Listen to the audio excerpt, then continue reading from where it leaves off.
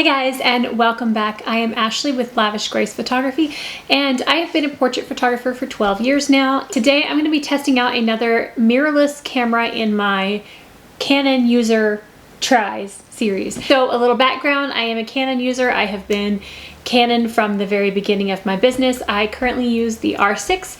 I've had it for almost 2 years now. I absolutely love it. The reason for starting this series is I wanted to test out all the other mirrorless bodies out there to see if it is the best camera for me. I'm gonna say for me, because all this is gonna be based on my opinion, based on what I have used, based on how I shoot and what I like. So if you disagree with something I'm saying, that's totally fine. It's all art. We all have different opinions. Totally okay. I have tried out the Leica Q2 and I have tried out the Sony A7 IV. Today, we're gonna be talking about a Fuji camera. Now, Fuji came on my radar a couple of months ago. Actually, well, it's been probably more than that now because I haven't filmed in a month. It's been busy season. I was very intrigued by the look of Fuji cameras because they look like an old film camera, and I'm just drawn to that. I think they're beautiful, aesthetically pleasing, and fun to hold. I wanted to try them out, and if you don't know much about Fujifilm cameras, I came to discover that they don't have a full frame camera. They have the crop sensor and they have a medium format. So definitely a different market than the typical full frame camera users. So my reason for trying out the Fujifilm is, one, it intrigued me on several levels, and I'm get to that. And two, I thought it might make a good playing around camera, a good taking pictures at home camera, vacation camera, something that I don't use for photo shoots and professional work. I know that there are professional photographers that do use this, and I'm not saying that you can't use this for professional work, but for me, it wasn't what I was looking at it for. So with all of that said, let's get into the Fujifilm X-T4. I'm gonna briefly go through some of the specs. I do want to note I am not a techie person. This is all, again, going to be based on just my experience with it and how I feel compared to my Canon R6. This is a crop sensor mirrorless camera. It is a 26.1 megapixel camera. It comes in all black or the silver and black, which personally, if I were to get this camera, I would want the silver one because that's what I like about it, is the nostalgic feel. Change your ISO with a dial. Instead of going into menus, you change your shutter speed with a dial. And again, that kind of feeds into that nostalgic, feels like you're shooting with a film camera feel. So points I want to cover. The layout and controls of this. I don't physically have it with me anymore. I rented it for a week, but I did get some footage of, so I'm going to show you footage of me showing these different dials and stuff. The layout of the camera, I like in theory, and I think that I could get used to it. I did find it a little bit cumbersome to change settings while I'm shooting. For some reason, I kept getting the ISO and shutter speed dials mixed up. Again, that would be muscle memory after using it for a while, so it's not a big deal. But I kind of like the way you change the settings, but again, I think I would like it more in a home kind of photos versus a photo shoot for me. We have 3 dials on top. You have your exposure compensation dial, which I don't use. But then you have your shutters. Hold on, which one's which? I keep getting them mixed up. That's the ISO. That's the shutter speed, right? You have your shutter speed dial and your ISO dial.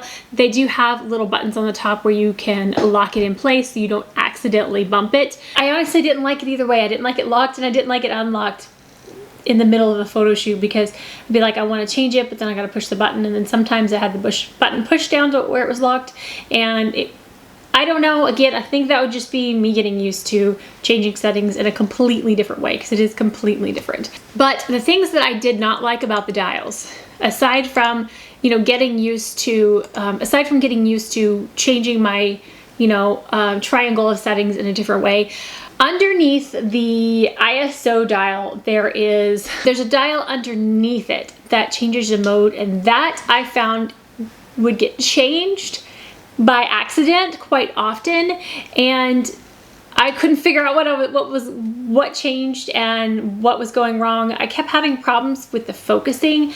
I would either switch that dial, or there's one little switch on the front that's single shot, continuous, and multiple. And I would bump that and it would change. And I had a problem with all the buttons and switches getting pushed by accident and not knowing how to fix it whenever the camera wouldn't focus. Again, that's something you learn where all the switches are, but just using it for a week, that is something that really frustrated me, accidentally switching some of those things. It does have a full flippy screen, and I do like that. I know I'm gonna talk about, there's a brand new X-T5 coming out. They got rid of the flippy screen for that, and I know that a lot of the Fuji users who are in the Fuji world don't like the flippy screen, but I like it.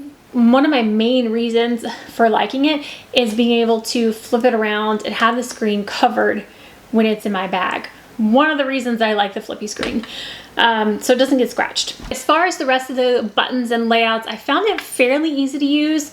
The menus were definitely different, but it wasn't too hard to change things. The film simulations that come on Fuji cameras, if you're not familiar with Fuji cameras, they have these film simulations.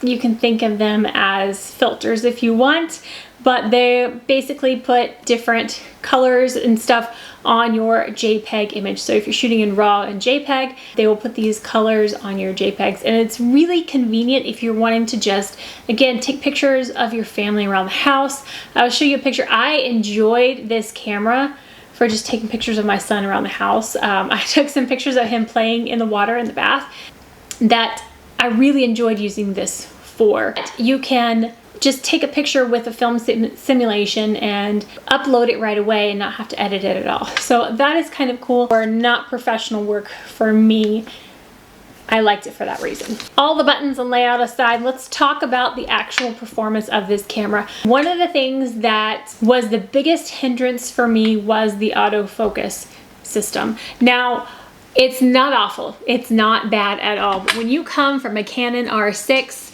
almost everything is going to be worse. And please don't come at me with that one. I just think the Canon R6, R5, the new R6 Mark II, which I'm sure is fantastic as well. The autofocus system is so quick, so accurate, and you don't hardly ever have any out of focus. Like when I switched to the R6, my out of focus photos just, there's only a handful of them. This is where I'm coming from. The autofocus in comparison is really bad in comparison. It does have face detect and it works somewhat, but I had so many photos that were out of focus. Now, keep in mind, I was mostly chasing around my 5-year-old son who is not still for 2 seconds. So take that into consideration. I took this with me to 2 or 3 photo shoots, and I ended up not using it much because of the autofocus. It took me too long to get a focus on a photo to get the picture. Now, when it actually does get a focus, is it sharp? Yes, it can take a very sharp photo. Still doesn't compare to the sharpness of the Canon R6, and yes, I know one's full frame and one is crop sensor. This one has more megapixels though than the Canon, but I don't think it's sharp enough for what I like for client work. Oh, Fujifilm users, don't come at me. So here is a photo that I took of during an actual client photo shoot. I'm going to show you side by side. I have a picture that I took with my Canon R6 and in the Fujifilm X-T4 in the same spot, same thing. So you can see them side by side. I do think that the clarity and the sharpness is not quite there on the X-T4. I feel like it has a slight haze over the pictures as well. But here's some other photos. I took pictures of my son. Like I said, I liked having it for photos around the house. The noise performance wasn't the best, but it wasn't awful. I like this camera. I just don't, I wanted to love it more than I did. Now we're comparing to cameras that I've already tried in this series. The Sony is probably the only one that I would actually use on client work. that I've tried. The Leica is one that I would use for personal use. I loved the results of it. I would actually use that one for special client work as well because it took such amazing photos. But the Fuji one I would probably only use for personal work, and I would pick the Leica over the Fuji. Even with the price difference, I know what the quality difference is huge. The price difference is huge, but I would probably pick the Leica Q2 over this one. Okay, with that said, I probably would not buy the X-T4, but there is an X-T5 coming out. They just announced it. And there's also, the camera I wanted to rent was the X-H2, and it just launched and they didn't have it yet for the from lensrentals.com, so I ended up getting this one instead. But I want to know, do you want me to try the X-T5 or the X-H2? Those I think are going to have a better autofocus system, which will push me more into liking the Fuji. The X-H2 is going to be more of what I'm used to with the controls and the way the camera works, and the X-T5 is going to be that more nostalgic route. But that's kind of what I'm drawn to in the Fujifilm, is that nostalgic film camera.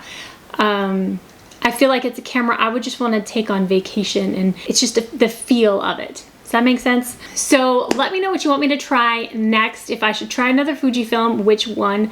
Should I try the Nikon next? I have a friend who has the Z6.